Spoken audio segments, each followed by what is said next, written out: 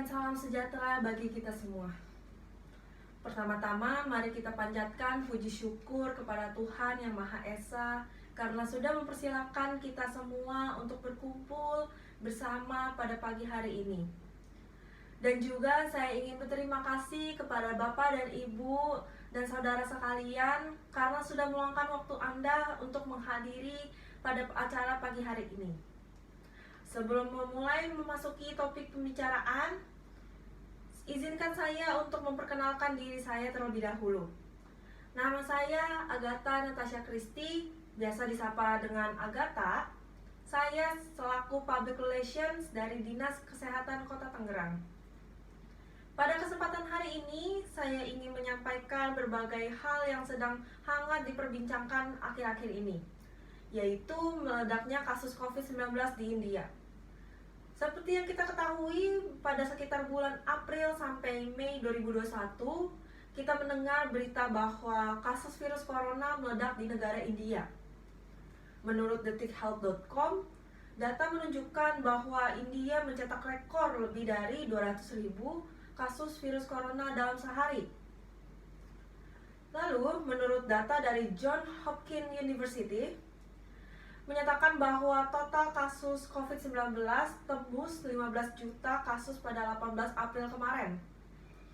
Selain itu juga pada gambar tersebut bisa dilihat bahwa data statistik menunjukkan bahwa di tanggal sekitar 5 Mei 2018 sampai 8 Mei 2021 menjadi puncak di mana angka kasus tertinggi COVID-19 di India.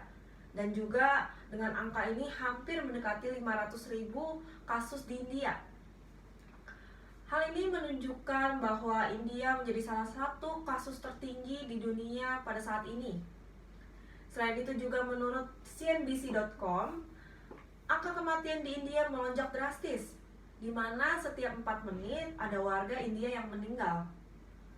Dengan kasus tersebut, membuat para pihak rumah sakit dan juga krematorium menjadi kewalahan. Akibatnya, para korban menjadi tidak mendapatkan perawatan di rumah sakit. Selain itu, persediaan tabung oksigen dan juga stok obat-obatan pun habis. Akibat lonjakan kasus yang tinggi mengakibatkan pasien COVID-19 terpaksa dirawat di luar rumah sakit, seperti di dalam mobil ataupun di pinggir jalan. Padahal sebelum melonjaknya kasus ini, pemerintah India berhasil menurunkan angka kasus COVID-19 dan mencabut kembali kebijakan perbatasan seperti membuka kembali aktivitas perekonomian dan juga boleh mengadakan namanya festival keagamaan. Bapak, Ibu, dan saudara sekalian, dengan mencabutnya kebijakan ini membuat dan mengakibatkan para masyarakat India menjadi lengah dan tidak menerapkan protokol kesehatan seperti banyaknya tidak memakai masker, munculnya kerumunan di saat festival keagamaan, dan lain sebagainya. Selain itu juga dengan hal ini menjadi munculnya varian virus corona baru, yaitu virus B1618. Varian virus ini dikenal jauh lebih ganas daripada virus biasanya. Bahkan virus ini lebih kebal dengan antibodi pasca vaksin. Virus ini merupakan virus hasil mutasi virus corona yang awalnya ada di India. Dengan melonjaknya kasus ini, menurut Kepala Menteri Delhi, Arvind Kejriwal, pemerintah India menerapkan kebijakan lockdown di beberapa daerah di India, terutama New Delhi. Hal ini terpaksa diberlakukannya kebijakan tersebut karena angka kasus yang terus meningkat di setiap harinya. Pemerintah India menutup dan membatasi seluruh aktivitas.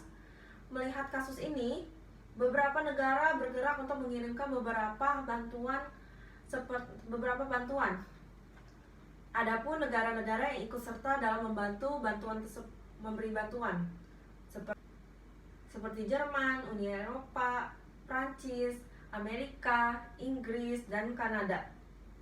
Mereka yang mengirimkan bantuan berupa persediaan tabung oksigen, ventilator, stok obat-obatan, APD, dan peralatan medis. Selain itu juga negara kita sendiri pun ikut serta dalam membantu mengirimkan beberapa bantuan seperti kepada India. yaitu pada tahap pertama Indonesia sudah mengirimkan total 3.400 tabung oksigen. Lalu Indonesia kembali mengirimkan bantuan ke India di tahap kedua, yaitu 2.000 tabung oksigen. Hal ini dikarenakan India sudah pernah memberi bantuan ke 84 negara pada saat awal pandemi. Lalu giliran negara lain berpartisipasi membantu India. Bapak dan Ibu dan saudara sekalian, dengan melihat hal ini bisa menjadi sebuah contoh untuk kita semua bahwa pentingnya gotong royong antar sesama dan harus saling membantu antar sesama umat manusia. Saudara sekalian, dengan melihat kasus yang terjadi di India, kita semua bisa belajar dari apa yang dialami oleh negara Bollywood tersebut. Kita harus tetap mengetahui bahwa virus corona akan terus ada, dan kita sendiri jangan sampai lengah dan menganggap remeh terhadap virus corona. Kita harus bersama-sama mematuhi protokol kesehatan dan menerapkan 5M, yaitu memakai masker, mencuci tangan, menjaga jarak, menghindari kerumunan, serta membatasi mobilitas dan interaksi. Bapak, Ibu, dan saudara sekalian, jangan sampai negara kita, tanah air ini, sama nasibnya seperti negara lain. Maka itu pentingnya juga untuk menjaga imun tubuh dan perlunya mengkonsumsi vitamin. Selain itu, penting mematuhi protokol kesehatan supaya kita tidak gampang tertular oleh orang lain dan juga bisa memutus rantai penyebaran virus corona. Selain itu, bagi para masyarakat yang sudah melakukan vaksinasi harus tetap melakukan protokol kesehatan dan juga jangan sampai lengah. Selain itu, tips supaya imun kita tetap sehat dan kuat, ada baiknya kita membiasakan diri kita untuk hidup bersih, rajin olahraga, dan juga jangan lupa untuk mengkonsumsi makanan 4 sehat dan 5 sempurna. Oke, demikian pidato saya pada pagi hari ini. Mohon maaf bila ada salah kata yang terucap oleh saya pada hari ini. Atas perhatiannya, saya ucapkan terima kasih.